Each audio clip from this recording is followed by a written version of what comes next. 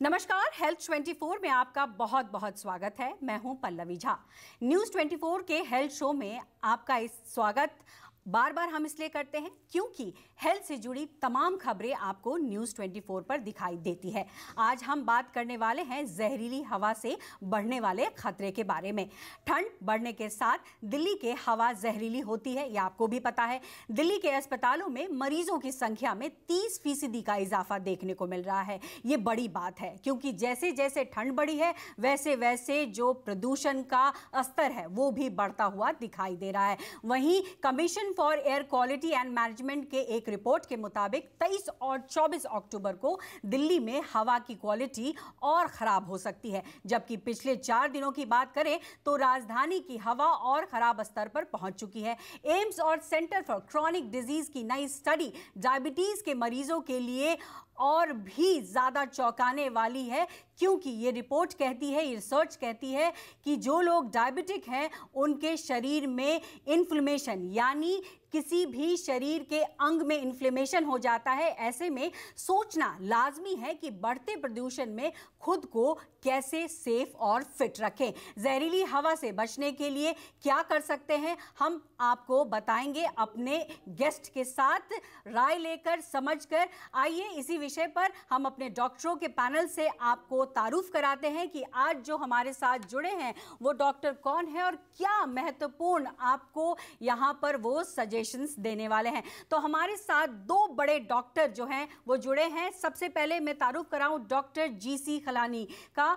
Doctor साहब का नाम ही अपने आप में बहुत बड़ा है क्योंकि पहले वो एम्स में रह चुके हैं। काफ़ी साल उन्होंने एम्स में अपना योगदान दिया। उसके बाद अभी पीसीआरआई में डिपार्टमेंट ऑफ पल्मोनोलॉजी में जो है वो चेयरमैन है और साथ ही साथ अपोलो हॉस्पिटल से हमारे साथ जुड़ रहे हैं डॉक्टर बंसल। आप दोनों का बहुत बहुत स्वागत है। और जिस तरीके से हमने ये शुरुआत की है क्योंकि प्रदूषण बढ़ा है और प्रदूषण के लेवल के बढ़ने से जाहिर तौर पर समस्याएं भी बढ़ी हैं। ये सिर्फ सर्दी, खांसी, जुकाम या गले में दर्द की परेशानी नहीं बन रही है बल्कि गंभीर बीमारी की तरफ भी लेकर जा रही है। ऐसे में जीसी खिलानी सर, सबसे पहले सवाल मैं आपसे ही करना चाहूंगी कि हालात क्या है और किस तरीके के हैं इस वक्त, जबकि अभी प्रदूषण ने अपना पूरा रूप नहीं लिया है।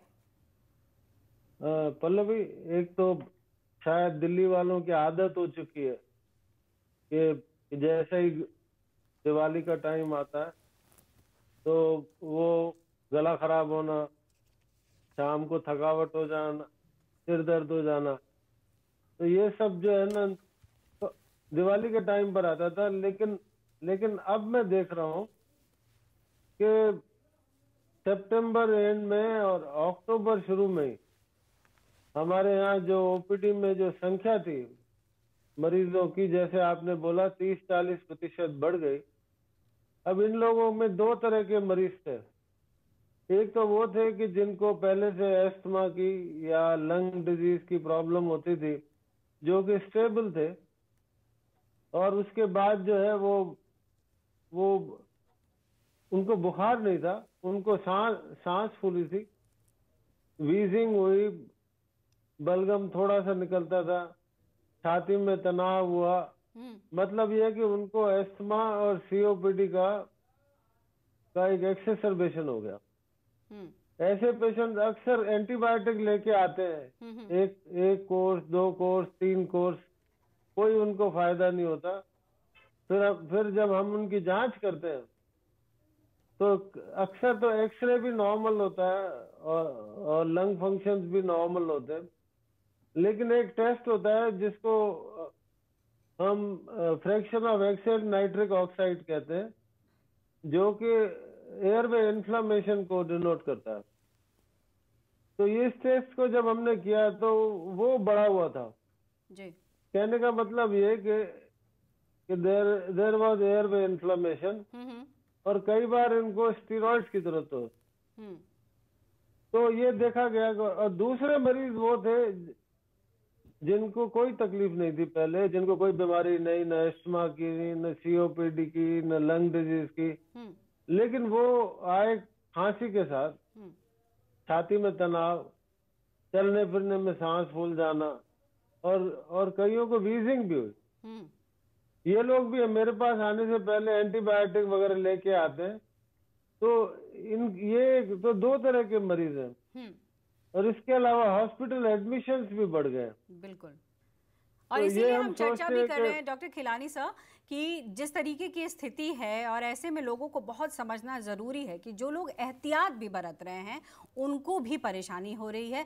तो मैं यहाँ समझना चाहूँगी कि जो लोग मास्क लगा रहे हैं, जो लोग इंडोर हैं, वहाँ पर वो जो है बाकी जो चीज़ें होती है पोल्यूशन को कम करने के लिए, जैसे एयर प्यूरिफायर है, उसका इस्तेमाल भी कर रहे हैं, लेकिन बावजूद इसके प्रदूषण से वो बच नहीं पा रहे हैं। लाजमी है, प्रदूषण वातावरण में है और इसको ऐसे कम कर पाना संभव नहीं है।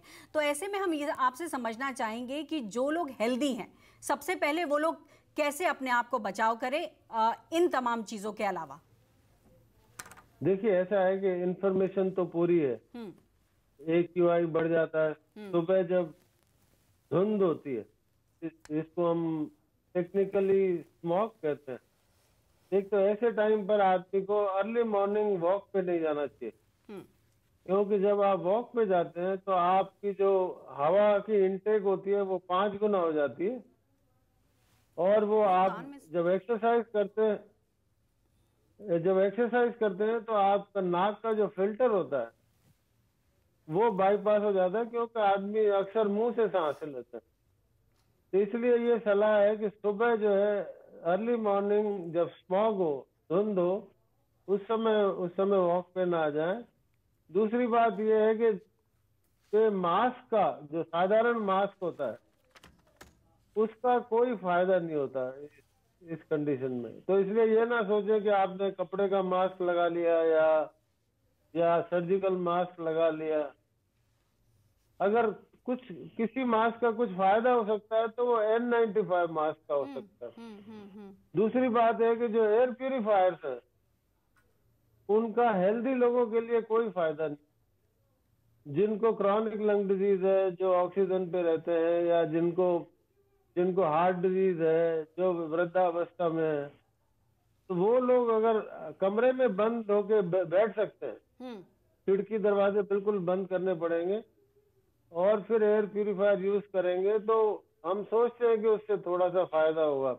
बिल्कुल, लेकिन वैज्ञानिक प्रमाण की बात करें तो एयर प्यूरिफायर की कोई वैल्यू नहीं है।